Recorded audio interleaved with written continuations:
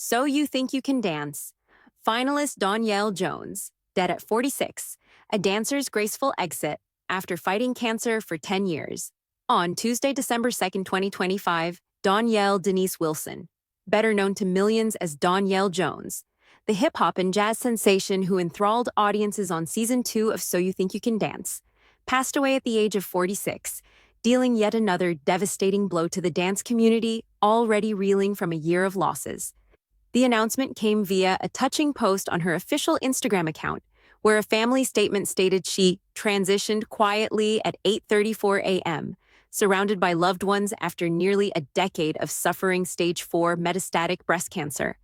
A spouse, a daughter, a sister, a companion, and a warrior who kicked cancer's ass every single day she was here, the note stated. Her morale never wavered. Her heart never became hard. She never stopped smiling, even during the storm. Fact, Guma. The post, accompanied by a calm photo of Jones in a flowing white dress against a sunset backdrop, has already garnered over 1.2 million likes and thousands of tear-streaked comments from fans, fellow dancers, and celebrities who saw in her not only a performance, but a beacon of unbreakable joy.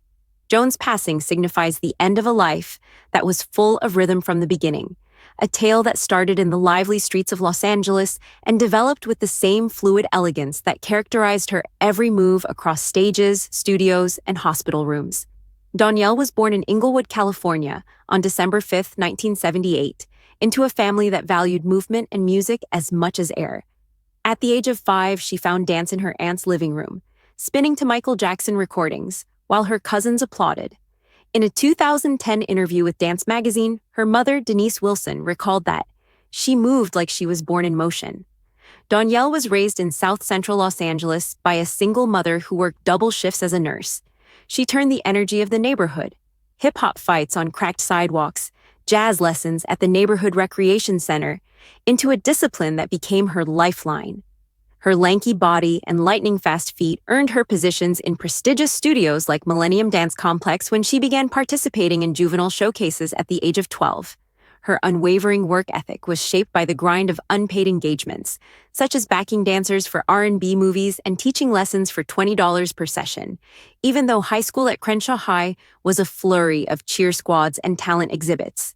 The turning moment came in 2006, when So You Think You Can Dance broke onto Fox as a fresh counterpoint to the scripted dramas of the day.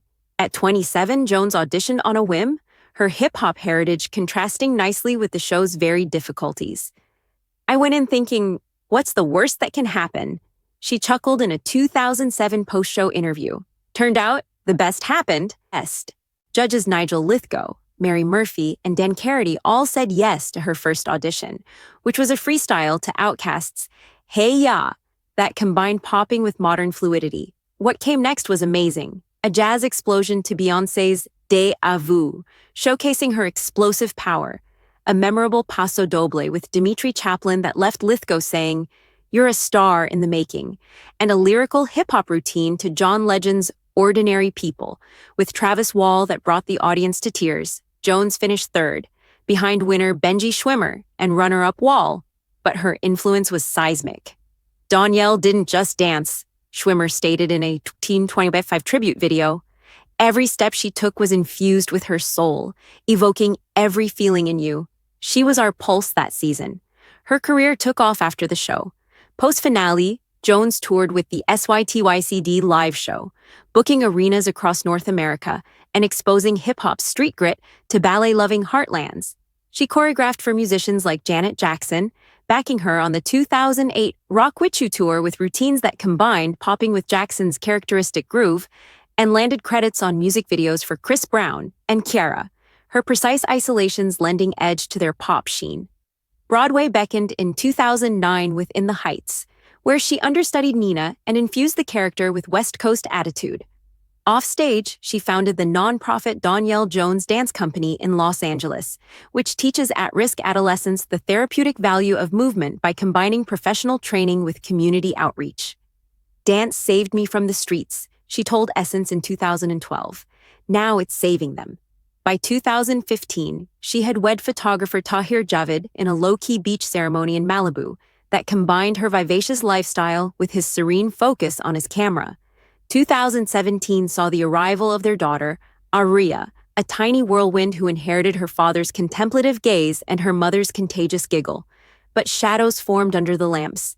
In early 2016, at 37, a routine mammography during a wellness check for her tour prep found a tumor the size of a grape in her left breast.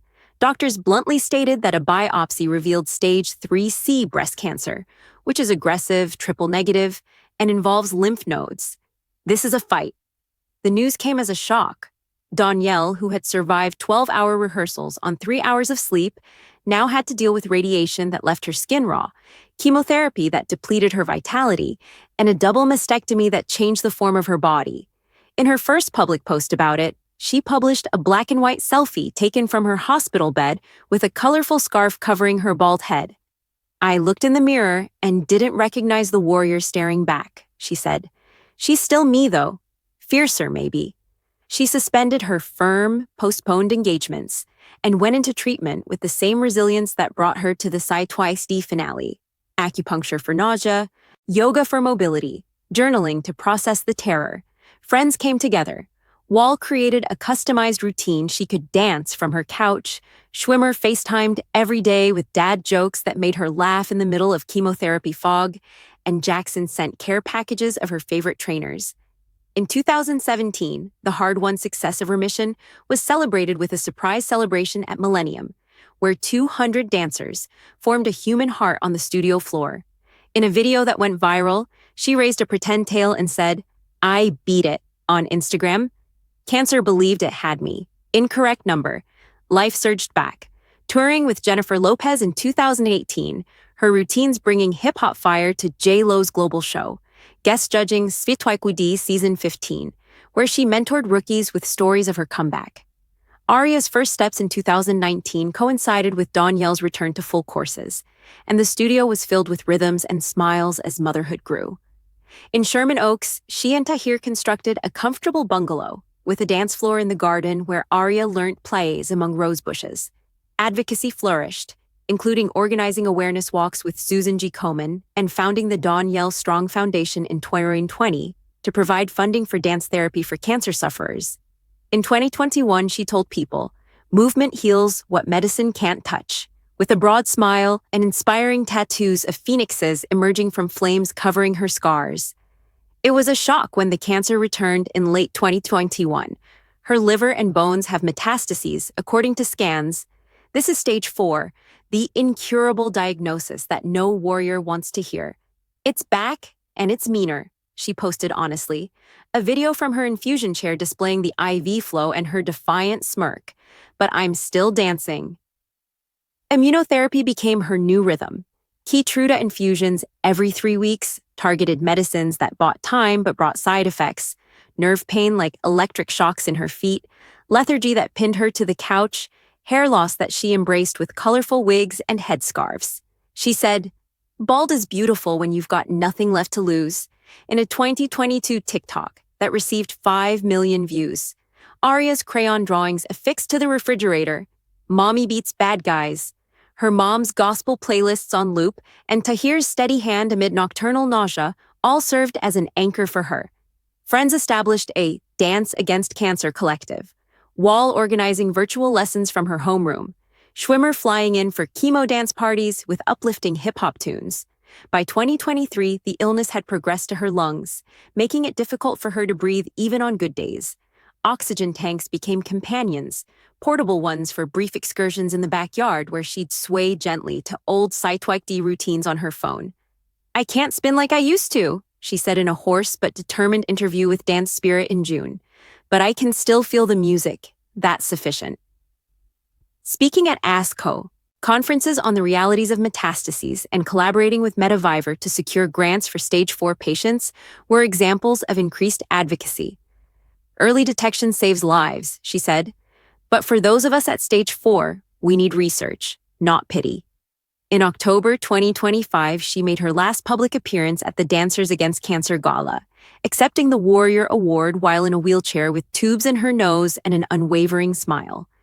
"Cancer took my hair, my energy, my endless rehearsals," she exclaimed, her soul rising despite her enhanced voice. But my groove is too much for it to handle, or my appreciation. Standing ovation lasted 5 minutes. Tears poured freely. The end came suddenly, almost cruelly. Donyelle joined hospice at Cedars-Sinai, her home base in Los Angeles, on November 25, 2025, following a regular scan that revealed progression despite fresh therapies. "I've done everything possible to extend my time here," she stated in a farewell video, seated in a light room with Arya snuggled next her, tubes concealed under a colorful blanket. "At this moment, I yield to whatever God's will is. Return to your family and community. Nobody achieves anything alone." Overnight views reached 10 million, and the comments were a sea of love. "You taught us to dance through the dark," wrote another. Family gathered, Tahir holding her hand through the nights, Arya singing lullabies she'd learnt from her mom's old SYTYCD video, siblings trading shifts with stories of childhood block parties. Morphine helped alleviate the pain, but lucidity persisted. Tahir's final words were, "Keep the music playing." For us, for Arya.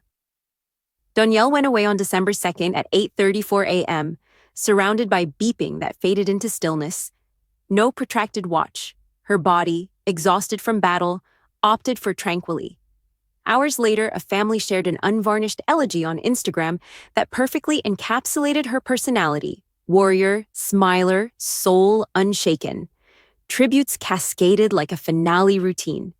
"Schwimmer, you were my co-conspirator and the source of my personal achievements.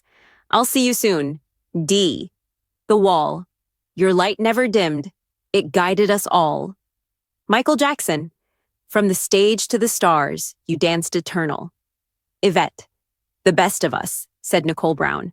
"One of one." Her cousin Shanice. "The world's strongest human. Rest without discomfort." Vigils lighted studios worldwide. The floor of Millennium was cleared for a group performance of "Hey Yay," while candles flickered beneath mirrors. The SYTYCD family organized a tribute episode for 2026, featuring guest slots from her partners. Donyelle Jones leaves Tahir, Arya, as 7, her mother Denise, siblings, and a legacy that transcends beyond stages. 500 patients receive dance treatment each year thanks to her organization, which is currently worth $2 million. Tahir remarked, "She turned pain into pirouettes during a memorial service. We'll keep spinning for her." Cancer claimed Donyelle's body, but not the beat. As she danced her final dance at the age of 46, every freestyle, every fighter's step, and every smile during a storm all reflect her flow. The music plays on, louder for her absence.